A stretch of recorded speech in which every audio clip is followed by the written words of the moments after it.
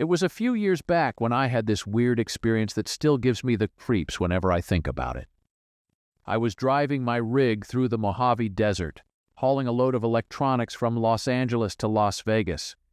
It was one of those long, lonely night drives that U.S. truckers are all too familiar with. I'd left L.A. around sunset, figuring I'd make it to Vegas in the early hours of the morning. The drive started off pretty normal. I remember the sky turning all sorts of colors as the sun went down.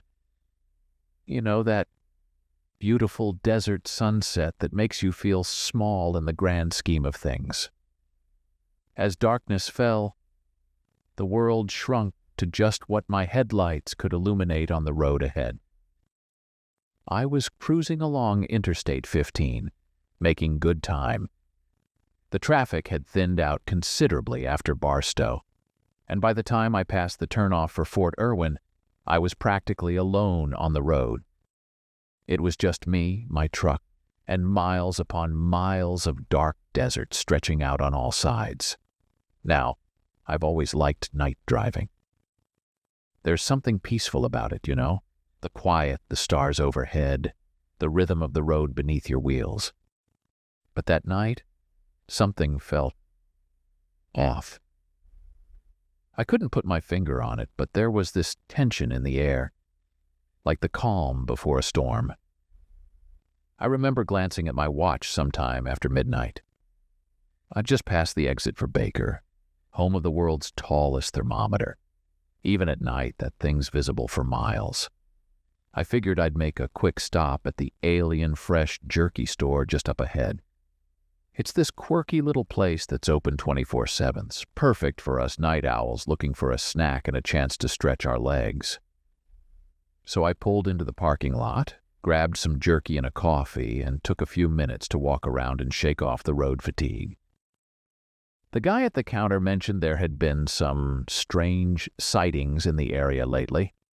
People reporting lights in the sky and weird noises out in the desert. He was probably just trying to play up the whole alien theme of the store, but it added to that uneasy feeling I'd been having. Back on the road, I decided to take a slight detour. Instead of sticking to I-15, I cut east onto Highway 127 towards Death Valley. It would add some time to my trip, but I figured the change of scenery might help keep me alert. Plus, there's something hauntingly beautiful about Death Valley at night. As I drove along Highway 127, the world seemed to get darker and more isolated with each passing mile. The road twisted and turned through the desert landscape, with nothing but cacti and scrub brush visible in my headlights. I passed through the tiny town of Shoshone, which was completely deserted at that hour. It was like driving through a ghost town. A little ways past Shoshone, I turned onto Highway 178 heading towards Pahrump. This stretch of road is even more desolate than the last, cutting through the heart of the desert with hardly any signs of civilization for miles. The only sounds were the hum of my engine and the occasional crackle of the CB radio. It was on this lonely stretch of Highway 178, not far from the California-Nevada border, that things got weird. I'd been driving for hours at this point, and I'll admit I was starting to feel the fatigue. You know how it is. Your eyes start playing tricks on you, shadows seem to move, that sort of thing. But what happened next was more than just road fatigue. I remember checking my mirrors and seeing nothing but darkness behind me. The road ahead was empty too, stretching out like a black ribbon under the starry sky. And then, out of nowhere, I saw her. There was a woman standing on the side of the road, about 100 yards ahead. At first, I thought I was seeing things. I mean, who would be out here in the middle of nowhere at 3 a.m.? But as I got closer, I could see her more clearly. She was wearing a light-colored dress that seemed to glow in my headlights, and she was waving her arms frantically, trying to flag me down. Now I know all the warnings about picking up hitchhikers, especially in remote areas. But something about this situation felt different. The woman looked distressed, and I couldn't just leave her out there in the desert. So, against my better judgment, I started to slow down. As I eased off the accelerator, I kept my eyes on her. She was still waving, her long hair whipping around in the wind. I put on my hazard lights and started to pull over to the shoulder of the road. But then, in the split second that I looked down to check my speed, something changed. I looked back up, and she was gone. Just vanished. I blinked hard, thinking maybe I'd dozed off for a second, but no. The spot where she had been standing was empty. I brought the truck to a complete stop, my heart pounding in my chest. For a moment, I just sat there, trying to process what had happened. Had I imagined the whole thing? Was I more tired than I realized? I decided I needed to check it out, make sure I hadn't somehow missed seeing her walk away or something. I grabbed my flashlight from the glove compartment and climbed down from the cab. The desert night was cool and silent, with just a slight breeze rustling the scrub brush. I shouted out, asking if anyone was there, but my voice just echoed back at me from the empty landscape. I walked up and down the shoulder of the road, shining my flashlight into the darkness. There were no footprints in the sandy soil, no sign that anyone had been standing there. I even checked under the truck, half expecting to find that I'd hit someone without realizing it. But there was nothing. After about 15 minutes of searching, I gave up. I was spooked, confused, and starting to feel pretty foolish. I climbed back into my truck and just sat there for a while trying to make sense of what had happened. Part of me wanted to call it in, maybe report a missing person or something. But what would I say? That I'd seen a woman who disappeared into thin air? They'd think I was crazy or drunk. In the end, I decided to keep driving. I figured the sooner I got to civilization, the better. I drove the rest of the way to Pahrump with my eyes glued to the road, jumping at every shadow and flicker of movement. When I finally pulled into the truck stop on the outskirts of town, I was a nervous wreck. I took a longer break than usual at that truck stop, drinking coffee and trying to calm my nerves. I even asked a few of the other drivers if they'd seen anything strange on Highway 178, but no one had. Most of them just gave me weird looks and changed the subject. As the sun started to come up, I felt a little better. Things always seem less scary in the daylight, you know? I finished my run to Vegas without any more incidents, but I couldn't stop thinking about what I'd seen, or thought I'd seen. Over the next few days, I did some research. I looked up news reports from the area, wondering if there had been any accidents or missing persons. I even called the local sheriff's office, trying to be vague about why I was asking. But there was nothing. No reports of missing women, no accidents on that stretch of road. I've made that same run dozens of times since then, always taking the main highway and never detouring onto 178 again. I've never seen anything like that woman since. And part of me hopes I never will. Was she real? Was she a ghost? Or was she just a figment of my imagination, conjured up by a tired mind on a long, lonely drive? I don't have any answers, and I probably never will. But I do know one thing. That night changed me. It made me more cautious, more aware of my surroundings. I don't drive as long without brakes anymore, and I always make sure I'm well rested before a long haul. It was early October, and I was on a long haul from Columbus, Ohio to Charleston, West Virginia. I'd been on the road for about 6 hours, having left Columbus just after lunch. The plan was to make it to Charleston by midnight, drop off my load, and catch some shut-eye before heading back the next day. The first part of the drive was pretty uneventful.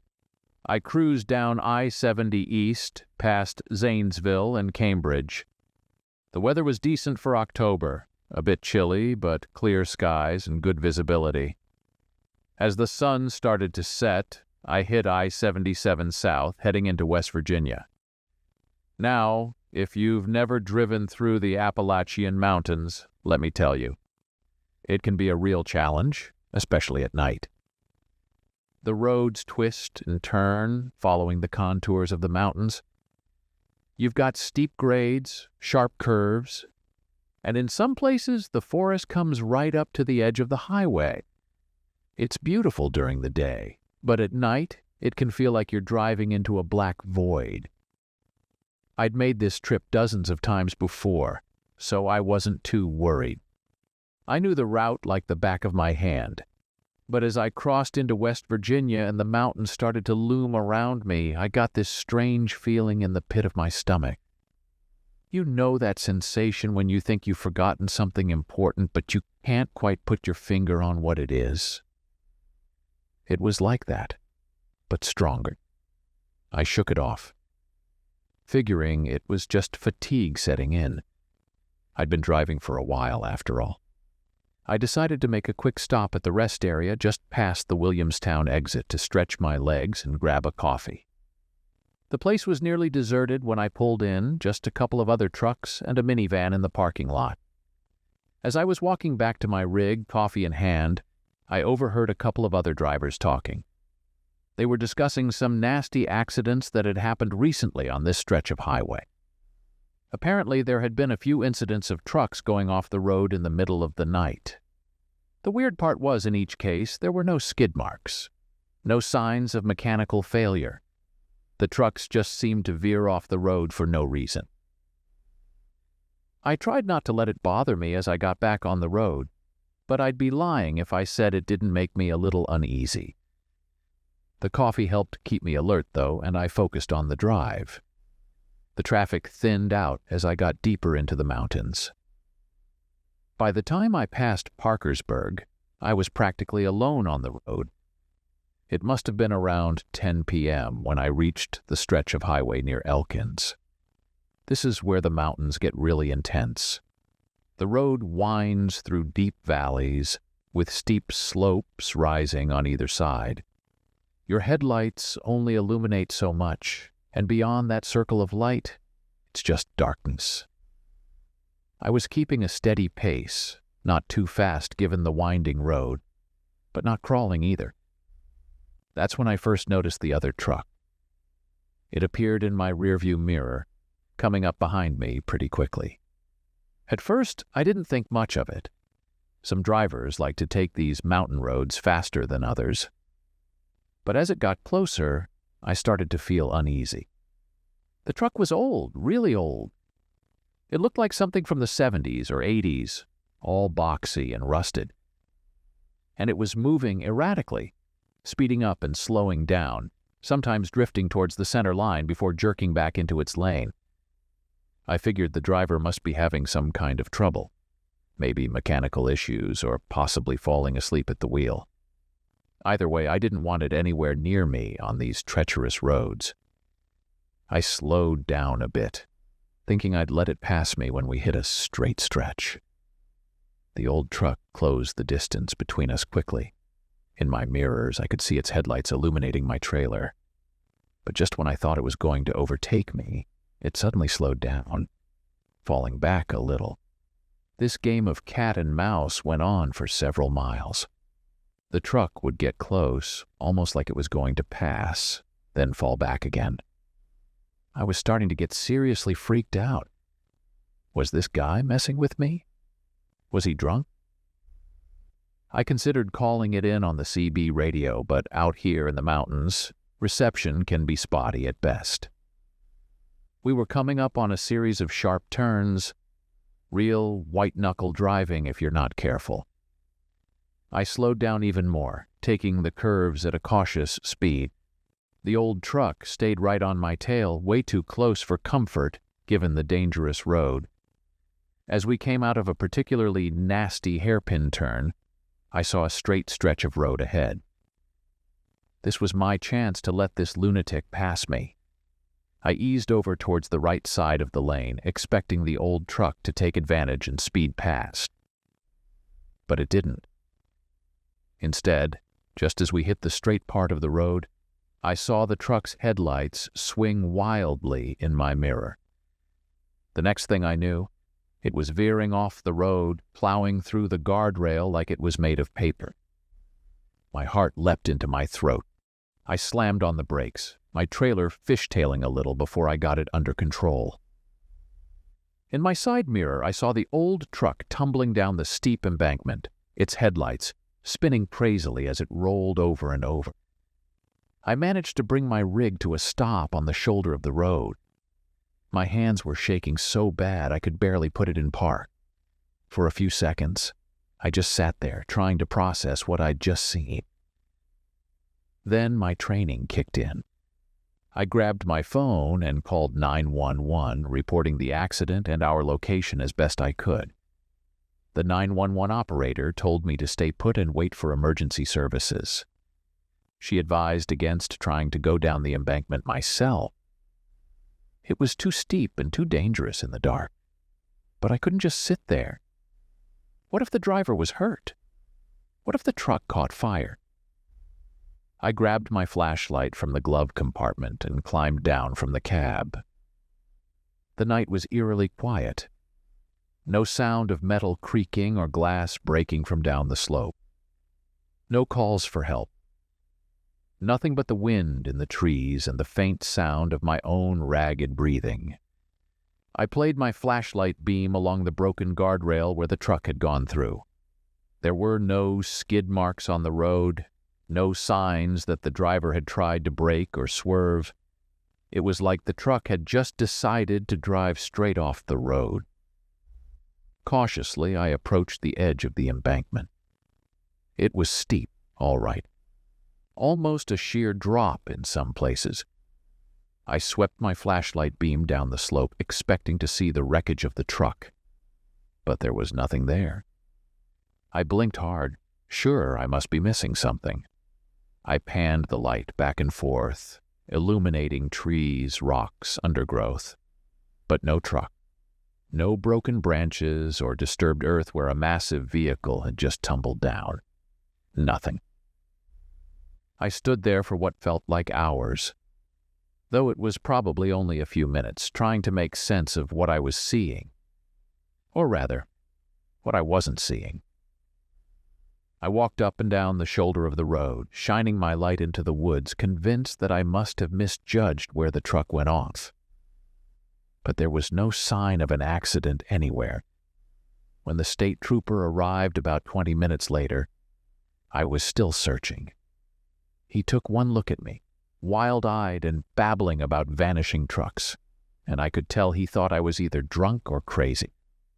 He walked the scene with me, shining his much more powerful flashlight down the embankment. But just like me, he found nothing. No truck, no debris, not even any marks on the broken guardrail that would suggest a vehicle had crashed through it. The trooper called in the plate number I gave him from the old truck, but it came back as unregistered. According to the DMV, that plate number hadn't been issued in over 30 years. I sat in the trooper's car while he filed his report. I could tell he didn't believe my story, but he was professional about it. He breathalyzed me. I blew a 0.00, of course, and checked my logbook. Everything was in order. In the end, he wrote it up as a possible hit and run, with me as a witness. He said they'd send someone out in the daylight to check the area more thoroughly. By the time all the paperwork was done, it was well past midnight. The trooper advised me to take it easy for the rest of my drive and to pull over and rest if I felt too shaken up. I nodded, thanked him, and climbed back into my rig. As I pulled back onto the highway, I couldn't help but look in my mirrors, half expecting to see that old truck appear out of nowhere. But the road behind me was empty.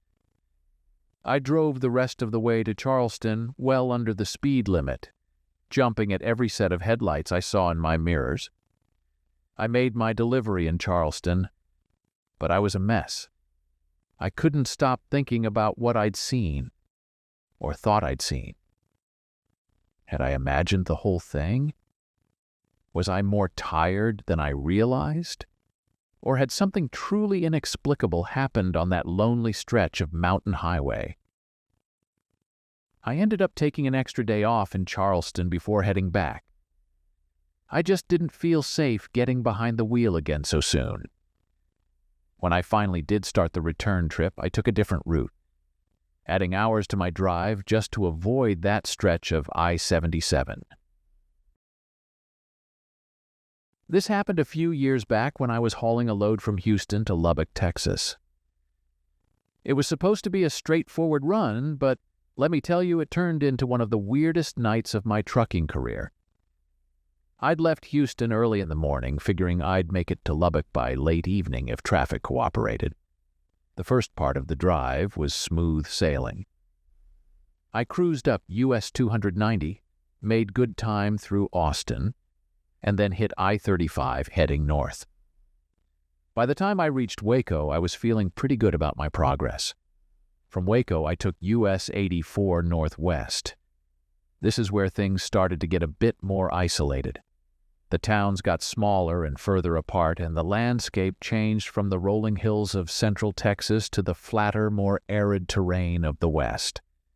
As I passed through Sweetwater, the sun was starting to set. The sky was a beautiful mix of oranges and purples, the kind of sunset that makes you glad to be out on the open road. But as pretty as it was, I knew I had to stay focused. Night driving in this part of Texas can be tricky. Lots of wildlife on the roads, and some stretches can be pitch black. I'd been driving for about 12 hours at this point with just a couple of short breaks. I was still about 2 hours out from Lubbock, and I could feel fatigue starting to set in. The coffee I'd picked up in Sweetwater was wearing off, and I was starting to feel that heavy-eyed, slightly dizzy feeling that every long-haul trucker knows all too well. To make matters worse, I noticed my fuel gauge was getting uncomfortably low. I'd been planning to fill up in Lubbock, but at this rate I wasn't sure I'd make it. I started keeping an eye out for gas stations, figuring I'd stop at the next one I saw. The miles ticked by and the darkness deepened. There wasn't much traffic out here, just the occasional car or truck passing in the opposite direction. The headlights would briefly illuminate my cab, then disappear, leaving me alone in the dark again. I was just starting to worry that I might have to call for a fuel delivery, not something any trucker wants to do, when I saw a sign for a gas station ahead. It was one of those old rusted signs that you sometimes see out in rural areas, barely readable in the glare of my headlights. But at that point, I was just relieved to see any sign of civilization. As I got closer, I could make out the shape of the gas station in the distance. It looked old and kind of run down. Not one of the big chain stations you usually see along major routes. But beggars can't be choosers, right? I figured I'd fill up, maybe grab some more coffee and push on to Lubbock. I took the exit and turned onto a narrow, poorly maintained road. There were no streetlights out here, just the glow from my headlights illuminating the cracked asphalt. After about a quarter mile, I saw the gas station. Folks, when I say this place looked old, I mean old. It was one of those stations that looks like it hasn't changed since the 1950s. A small building with a couple of ancient pumps out front. The paint was peeling, and the neon sign above the door was flickering erratically, casting an eerie, pulsing light over the forecourt. I pulled up to the pumps, the gravel crunching under my tires. As I shut off the engine, I was struck by how quiet it was. No music playing, no sound of cars on the nearby highway, not even the buzz of insects. Just dead silence. I climbed down from the cab, stretching my stiff muscles. The air was cool and dry, with that dusty smell you only get out in the Texas plains. I walked over to the pumps, fishing my credit card out of my wallet. But when I got there, I realized these pumps were older than I thought. No card reader, just the old-style mechanical dials and a rusted metal handle. I figured I'd have to go inside to pay, so I headed towards the building. The windows were grimy and dark, and I couldn't see any movement inside. I tried the door, half expecting it to be locked, but it swung open with a loud creak. The interior of the store was like stepping back in time. Old metal shelves stocked with dusty cans and boxes, an ancient-looking cooler humming loudly in the corner, and a counter with a cash register that looked like it belonged in a museum. But what struck me most was that there was no one there, no clerk behind the counter, no other customers, not a soul. I called out, thinking maybe the owner was in a back room or something, but my voice just echoed in the empty store. I was starting to get a real uneasy feeling about this place. I mean, who leaves a gas station unlocked and unattended in the middle of the night? I decided to take a quick look around, thinking maybe I'd find a note or something explaining the situation. As I walked down one of the aisles, I noticed something odd. All the products on the shelves were old, like really old. Brands I hadn't seen in years. Packages with designs that looked straight out of my childhood. I picked up a can of soda, and the expiration date on it was from over 20 years ago. At this point, I was seriously freaked out. I headed back to the front of the store, intent on getting out of there. But as I reached the door, something caught my eye through the grimy window. There was a car parked around the side of the building that I hadn't noticed when I pulled in. Now, I'm not much of a car guy, but even I could tell this was an old model. Maybe from the 60s or 70s. It was covered in dust, like it had been sitting there for years. But here's the thing that really got me. There were no tire tracks leading up to it. It was like the car had just materialized there. I don't mind admitting, at this point I was scared, really scared. This whole situation felt wrong, like I'd stumbled into some kind of forgotten place that time had left behind. I hurried back to my truck, my heart pounding in my chest. As I climbed into the cab, I glanced back at the store. For a split second, I thought I saw a figure standing in the window, watching. But when I looked again, there was nothing there. Just my imagination playing tricks on me, I told myself. I started up the engine, ready to get the hell out of there, fuel be damned. But as I put the truck in gear, I glanced at my fuel gauge out of habit. And that's when I got the biggest shock of the night. The gauge was showing full, completely, totally full. I sat there for a moment, trying to process this. I knew for a fact that I'd been running on fumes when I pulled in. There's no way the tank could be full. I hadn't even touched the pumps. For a brief, crazy moment, I considered getting out to check the fuel cap to make sure I wasn't losing my mind. But one look at that eerily silent, dimly lit gas station was enough to change my mind. Whatever was going on here, I didn't want any part of it. I pulled out of that gas station faster than I've ever moved my rig before. As I accelerated back onto the main road, I kept glancing in my mirrors, half expecting to see someone or something following me. But there was nothing. Just the dark, empty road behind me. I drove the rest of the way to Lubbock in a kind of daze, my mind racing, trying to make sense of what had happened. When I finally reached the city limits, I felt like I could breathe again. I pulled into the first well-lit modern gas station I saw and practically ran inside, relieved to see a real, live person behind the counter. While I was paying for some coffee, even though sleep was the last thing on my mind at that point, I casually asked the clerk about old gas stations in the area. I described the one I'd seen, trying to sound nonchalant about it. The clerk looked at me like I was crazy. He said there weren't any gas stations like that for miles around. The last one that matched my description had been demolished over 20 years ago. It had been abandoned for years before that, ever since the owner had disappeared under mysterious circumstances back in the 80s. I didn't know what to say to that. I mumbled something about must have been mistaken and hurried back to my truck. As I sat there, hands shaking slightly as I sipped my coffee, I tried to rationalize what had happened. Maybe I'd fallen asleep at the wheel and dreamed the whole thing. But no, my fuel tank was still full, and I hadn't filled up since leaving Houston. I didn't sleep much that night, even after I'd delivered my load and checked into a motel. I kept replaying the events in my mind, trying to find some logical explanation. But I couldn't. To this day, I still can't. In the years since, I've made that Houston to Lubbock run many times. I always keep my eyes peeled when I pass through that area, half expecting to see that old gas station again. But I never have.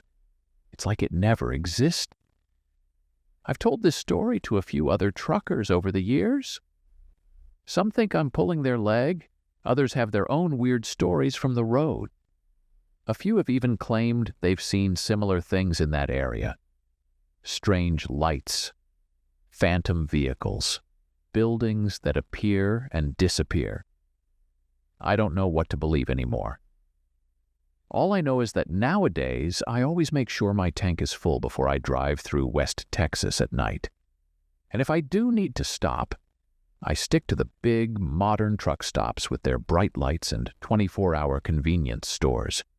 Because out there in the dark, on those long, lonely stretches of highway, you never know what you might find, or what might find you.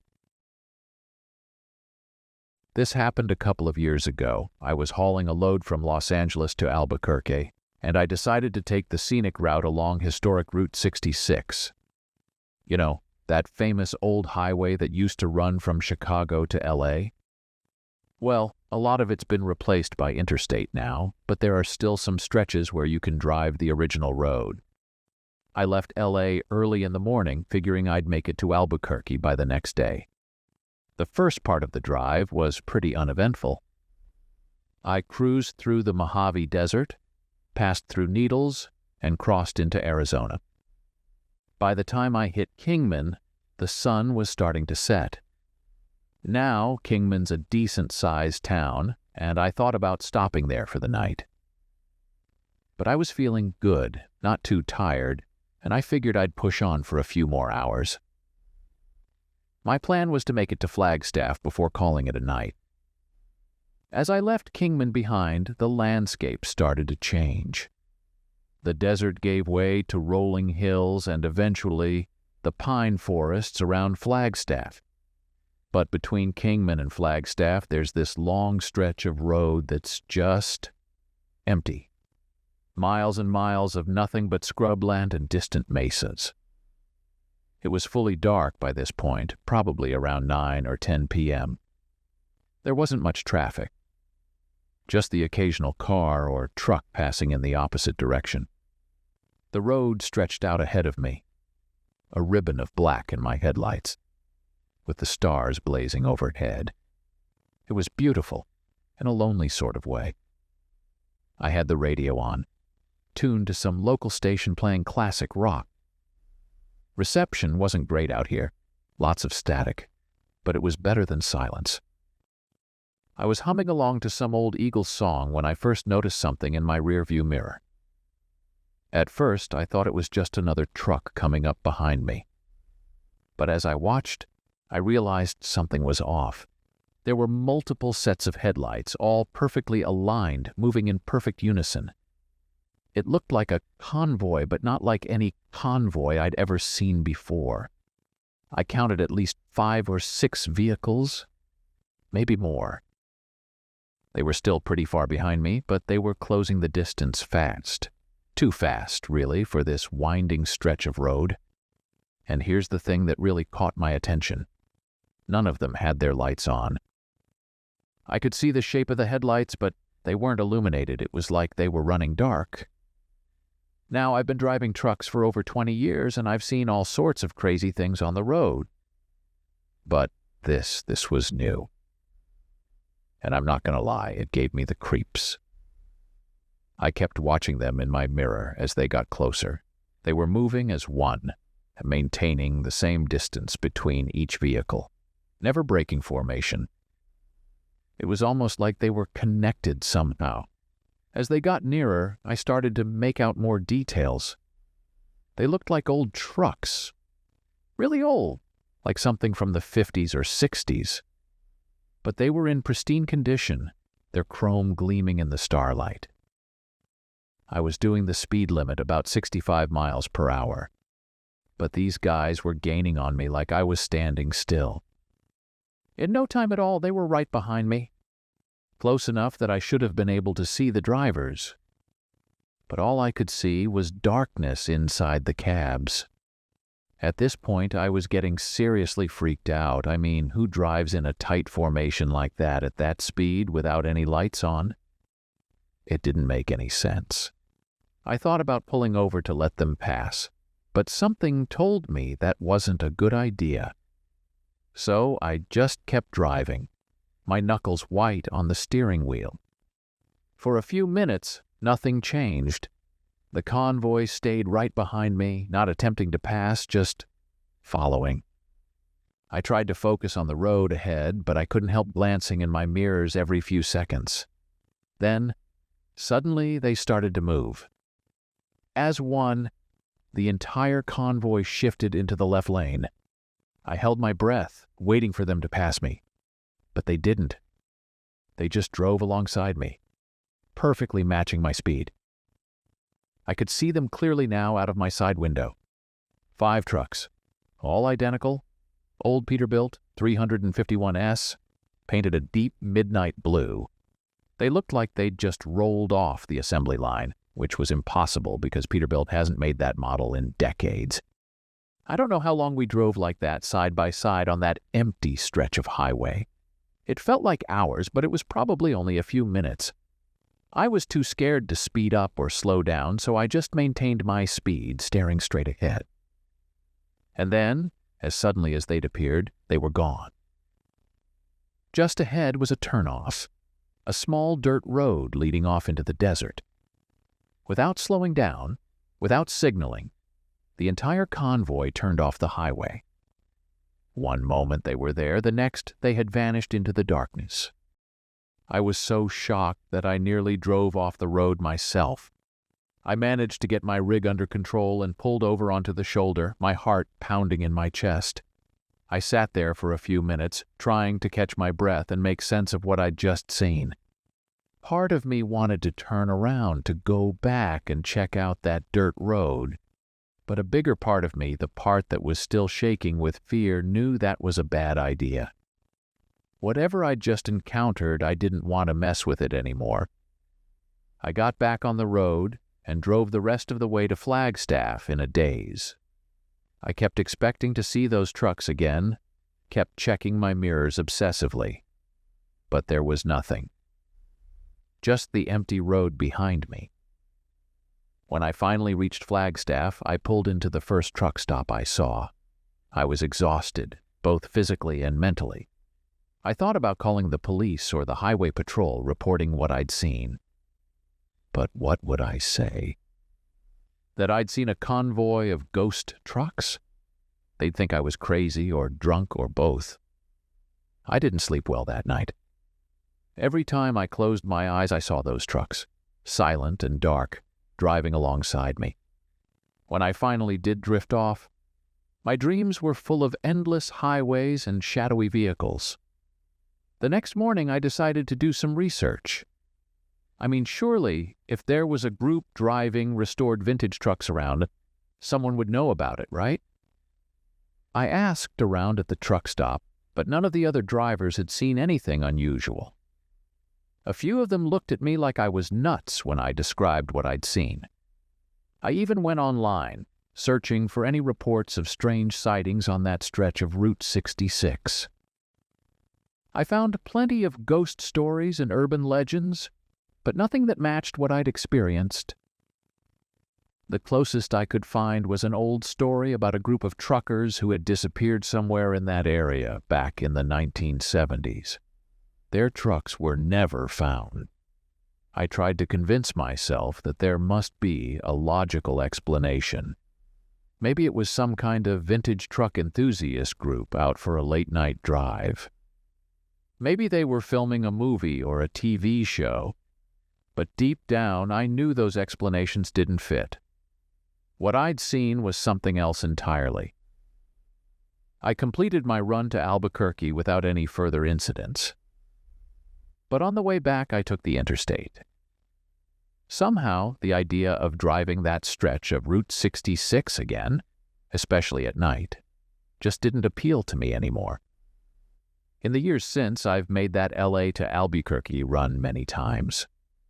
Sometimes I take Route 66, but always during the day. And every time I pass that spot where I saw the convoy, I can't help but slow down a little, scanning the desert for any sign of those mysterious trucks. I've told this story to a few other truckers over the years. Some think I'm pulling their leg, others have their own weird stories from the road. A few have even claimed they've seen similar things in that area. Strange lights, phantom vehicles, things that don't quite add up.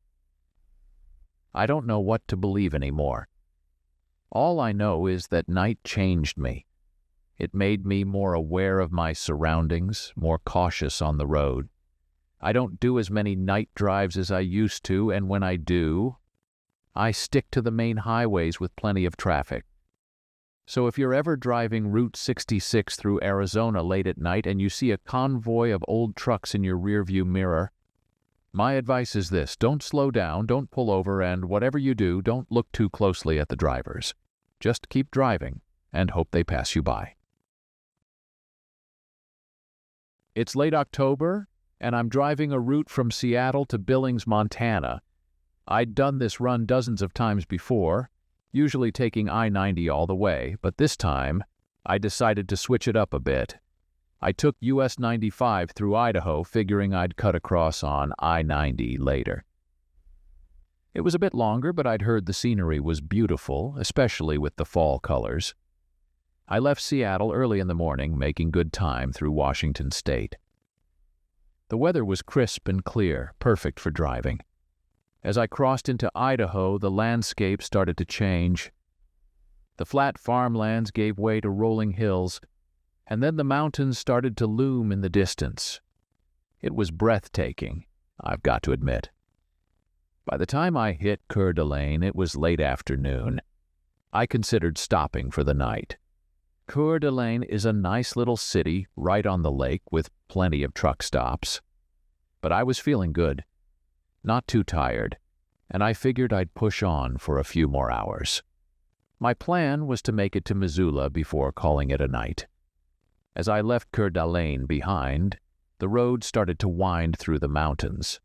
The trees were a riot of colors: reds, oranges, yellows. It was like driving through a painting. But as beautiful as it was, I had to stay focused. These mountain roads can be tricky, especially as it starts to get dark. The sun was setting as I passed through the small town of St. Marie's. The sky was a deep orange, fading to purple, with the silhouettes of pine trees stark against it. I remember thinking how peaceful it all looked. Little did I know, things were about to get a whole lot less peaceful. It was fully dark by the time I reached the stretch of road between St. Mary's and Plummer. This is when things started to get weird. I first noticed the headlights in my rearview mirror when I was about halfway between the two towns. Just a single pair, pretty far back. Nothing unusual about that, right? But as I watched, I realized the headlights were getting closer. Fast. Too fast for these winding mountain roads. In no time at all, they were right on my tail, so close I could barely see the headlights in my mirrors anymore. Now I'm not one to speed, especially not on roads like these. I was doing the limit, maybe 5 over at most. but this guy behind me must have been going at least 90. I figured he'd pass me as soon as he got the chance. There was a passing lane coming up in a mile or so, but he didn't pass. He just sat there, right on my bumper. I tapped my brakes thinking maybe he didn't realize how close he was, but if anything, he got even closer. At this point, I was starting to get annoyed. I mean, we've all dealt with tailgaters before, but this was excessive. As soon as I hit the passing lane, I moved over to the right, expecting him to zoom past. But he didn't. He moved over with me, staying right on my tail. That's when I started to get uneasy. This wasn't normal behavior. I sped up a little, hoping to put some distance between us. He sped up too. I slowed down, and so did he, always maintaining that same too close distance. I tried to get a look at the vehicle in my mirrors, but all I could see were those headlights, blazing so bright they were almost blinding. I couldn't make out what kind of car it was or see the driver. For the next several miles, this cat-and-mouse game continued. Every time I sped up or slowed down, he matched my speed perfectly. I thought about pulling over, but something told me that would be a bad idea. I was in the middle of nowhere. No other cars around, no houses or businesses. Just the road, the forest, and this unknown vehicle behind me. I tried to stay calm, to think logically. Maybe it was a cop running my plates. But why wouldn't they just pull me over if that was the case? Maybe it was just some local kid messing with the out-of-town trucker. But this had gone on too long, was too calculated to be a simple prank. As we approached Plummer, I started to feel a bit of relief. Plummer's not a big town by any means, but there would be other people there. Lights, maybe even a police station. Surely this guy wouldn't keep this up once we hit town. But just as the first few buildings of Plummer came into view, the headlights suddenly veered off. I watched in my mirror as they turned down a side road, disappearing into the darkness as quickly as they had appeared. I'd like to say I felt relieved at that point, but honestly I was more freaked out than ever. Why follow me for all those miles, only to turn off right before we reached town? It didn't make any sense. I drove through Plummer in a daze, my heart still racing. I thought about stopping, maybe finding a place to park for the night. But a bigger part of me just wanted to put as much distance between myself and whatever that was as possible. So I kept driving. I turned onto US 95, heading towards Moscow. My hands were shaking on the wheel, and I kept glancing in my mirrors, half expecting to see those headlights appear again. About halfway to Moscow, I saw a rest area coming up. I decided to pull in, figuring I needed a break to calm my nerves. As I turned off the highway, I noticed another vehicle turning in behind me. My heart nearly stopped. It was the same headlights. I pulled into a parking spot, trying to keep my cool. The other vehicle, I could see now it was a dark-colored sedan, parked a few spaces away. I sat there, engine idling, unsure what to do. Should I confront them? Call the police? Make a run for it? Before I could decide, the driver's door of the sedan opened. A man got out, tall, middle-aged, wearing a dark jacket. He stood there for a moment, looking straight at my truck. Then he turned and walked towards the rest area building. I watched him go, my mind racing. This was my chance. I could drive away now, leave this whole weird situation behind. But a part of me needed to know what was going on. Why had this guy followed me for so long? Taking a deep breath, I decided to follow him. I grabbed my flashlight from the glove compartment. It was one of those big, heavy mag lights, good for illumination and self-defense if needed. Then I got out of the truck and headed towards the building. The rest area was deserted except for me and the mystery man. As I approached the building, I saw him standing near the vending machines, his back to me. I cleared my throat, trying to sound braver than I felt, and asked him why he had been following me. He turned around slowly. In the harsh fluorescent light, I could see his face clearly for the first time. He looked ordinary. Not threatening, not crazy. Just a regular middle-aged guy with a tired expression. He sighed and started to explain. He was a private investigator, he said. He'd been hired to follow a truck matching the description of mine. Apparently, there had been a series of thefts from warehouses along this route, and the company he worked for suspected an inside job. A driver using their regular route to case locations and then rob them later. I was stunned. I showed him my trucking license, my paperwork for the current job. He checked it all carefully, then apologized. It was a case of mistaken identity. My truck was similar to the one he was looking for, but the details didn't match up. We ended up talking for a while. He admitted that he'd realized pretty early on that I probably wasn't his guy, but he'd kept following me because he didn't want to blow his cover in case he was wrong. He'd planned to call it in once we reached Plummer, but then he'd gotten a call from his client with updated information that confirmed I wasn't the one he was looking for. As we talked, I felt the tension and fear of the past few hours start to drain away. Don't get me wrong, I was still pretty annoyed about the whole thing. But I could understand, in a way. He was just doing his job, even if he'd gone about it in a pretty scary way. Before we parted ways, he apologized again and even offered to buy me a coffee from the vending machine. I declined. After all that, I just wanted to get back on the road and put this whole weird experience behind me. As I drove away from the rest stop, I saw the sedan's headlights in my rearview mirror one last time. But this time, they turned the opposite direction, heading back the way we'd come.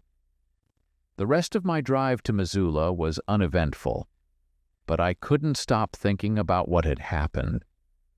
It was a reminder of how easily things can be misunderstood, how a simple case of mistaken identity can turn into something frightening. Since that night, I've been more aware of my surroundings when I'm on the road. I pay more attention to the vehicles around me, always keeping an eye out for anything unusual. And I've learned that sometimes the things that scare us the most have perfectly rational explanations, even if those explanations aren't immediately obvious. I still drive that route through northern Idaho sometimes, and every time I do, I think about that night, about the fear I felt, the relief when it was all explained, and the lesson I learned about not jumping to conclusions. Thank you for watching. If you found these stories gripping, don't forget to subscribe for more spine-tingling content. For another hair-raising tale, check out our suggested video.